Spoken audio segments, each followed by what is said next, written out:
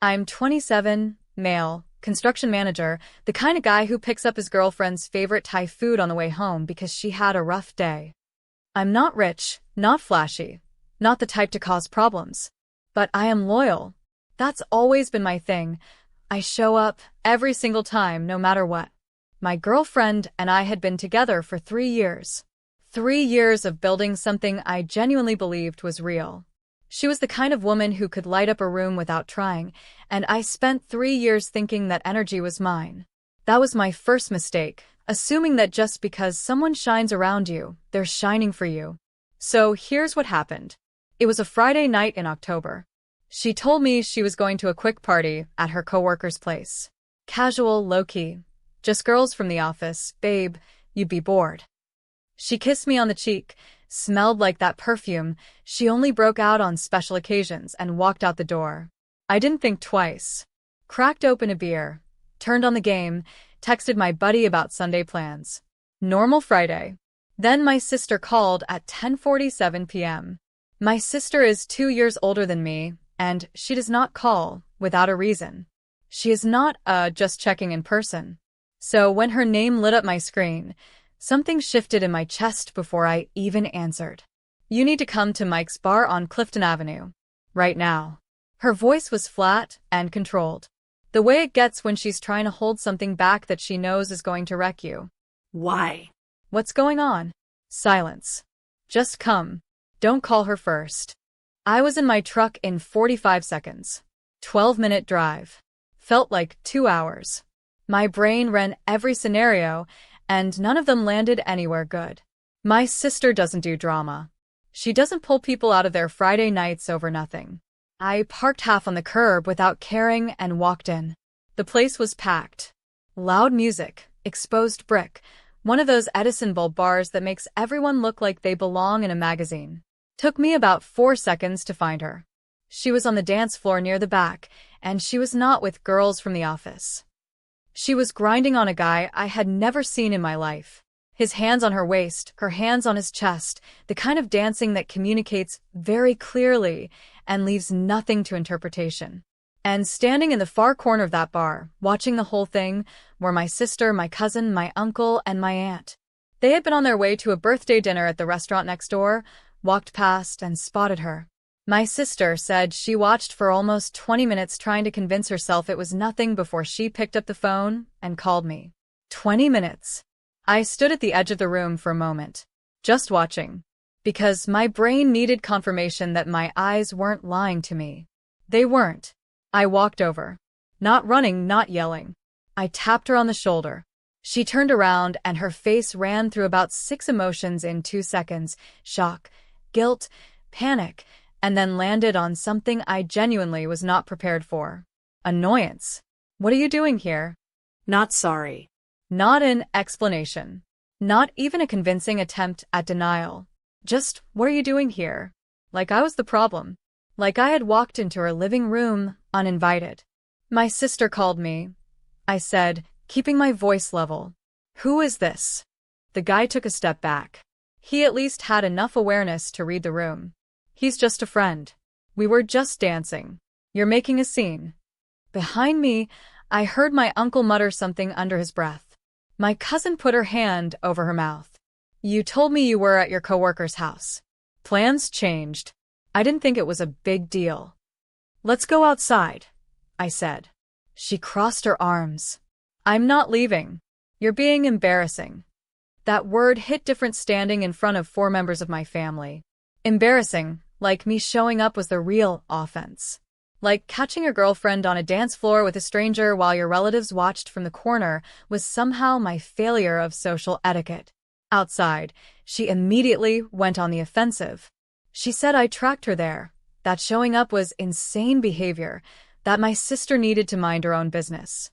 I told her, again, that my sister called me, that nobody tracked anything. Then she shifted. The annoyance softened into something that looked like remorse from a distance, but wasn't quite right up close. Baby, I'm sorry I didn't text you when plans changed. I should have. But nothing happened. We were literally just dancing. You know I love you. She reached for my hand. I let her take it. I hate that I did, but I did. We drove home in separate cars. She spent the entire weekend being unusually attentive, cooking breakfast Saturday morning, acting like everything was fine, laughing louder than usual at everything I said. It felt like affection. It functioned like a smokescreen. And for about 48 hours, it almost worked. What stopped me from letting it go was a conversation with my sister on Sunday afternoon. She's been seen with him before, my sister told me. She wasn't being cruel. She was just done protecting me from something I needed to know. My friend saw them together at the wine bar on Henderson about 3 weeks ago. I didn't say anything because I thought maybe it was nothing. I should have told you sooner. 3 weeks ago. That night I did something I had never done in 3 years of being with her. I went through her phone while she was in the shower. I am not going to pretend it was my proudest moment, but I also don't regret it. What I found wasn't some explosive string of explicit messages. It was actually worse than that in a way. It was comfortable. Months of thinking about you and can't wait to see you, and inside jokes that clearly had a long history behind them. Photos. The kind of digital intimacy that doesn't develop overnight. Based on the timestamps, this had been going on for at least 5 months. 5 months. During which I was working 60-hour weeks and stopping for Thai food on the way home because she'd had a rough day. I put the phone back exactly where I found it. Went to bed. Said absolutely nothing. The next morning I started handling it the way I handled difficult situations at work, quietly, methodically, without tipping my hand. I screenshotted everything before she could delete it. I called a general practice attorney a few days later to understand my options, specifically around the lease, because 8 months earlier we had both signed onto my apartment together.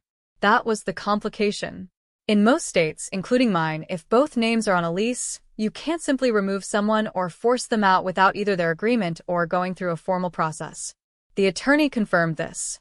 My options were: get her to voluntarily agree to remove her name from the lease, or wait out the remaining 4 months on the lease term and not renew with her on it. If she refused to cooperate, I could attempt to break the lease entirely, but that would hit both of our rental histories. I called my landlord first. He was an older guy, straightforward, decent. I explained the situation honestly, told him I wanted to modify the lease to remove her name voluntarily if she agreed, or explore options if she didn't. He said he was willing to work with me on a modification if she signed off on it, and that he'd put together the paperwork when I was ready. Then I planned the confrontation. It happened on a Wednesday evening. I got home from work, sat down at the kitchen table, and when she walked in I put my phone face up on the table between us with the screenshots already open. She looked at the screen, then at me. First she tried denial. That's out of context. 5 months of "I miss you" is out of context. Then she tried anger. You went through my phone. You had no right to do that. You're right that I went through your phone.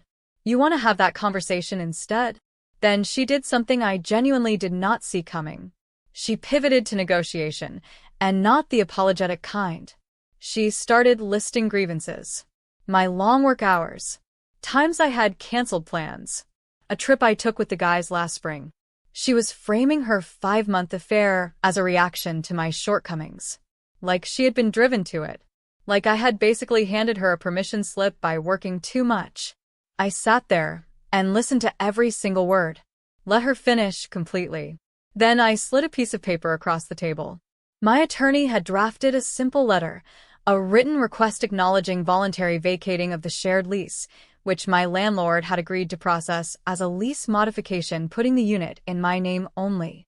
30 days to move out, which was reasonable and within standard notice expectations. She stared at it. You're not serious right now. I've never been more serious. She didn't sign it that night. She had a plan, and I had underestimated how far she was willing to take it. Within 2 days, she called my landlord directly and told him I had become hostile and threatening and that she was concerned for her safety. My landlord called me the next morning. I drove over in person, showed him the screenshots on my phone, walked him through the timeline, and gave him my attorney's contact information. He told me he'd need to stay neutral until things were clearer, which was fair. He's a landlord, not a judge. Then she called my mother. She had built a genuine relationship with my family over 3 years, and she used every bit of it. She told my mother I had exploded, that I was not the person she thought she knew, that she was devastated and scared. My mother, to her credit, called me directly before forming a single opinion. I told her everything. Offered to show her the documentation. She went quiet on the phone for a long stretch and then said, "I'll handle it." She never reached out to my girlfriend again after that. Meanwhile, my girlfriend started moving her things out gradually, a few boxes here, some clothes there, while still technically occupying the apartment. She was creating intentional limbo, making it impossible for me to prove she had vacated while also not fully leaving. Dragging it out. She also started working on our mutual social circle. The story she told was that I had tracked her location on her phone, shown up at the bar like a controlling maniac, and caused a public scene over her just dancing with a friend. She painted me as paranoid and unstable. By the time that version of events made a full lap, through people we both knew, I was apparently the villain in my own story. I watched it happen, and I did not say a word publicly. Did not post anything. Did not send defensive texts to mutual friends. Every instinct told me to defend myself loudly, and I ignored every one of those instincts. Because the entire time, I was building something she couldn't see. I documented every single interaction in that apartment.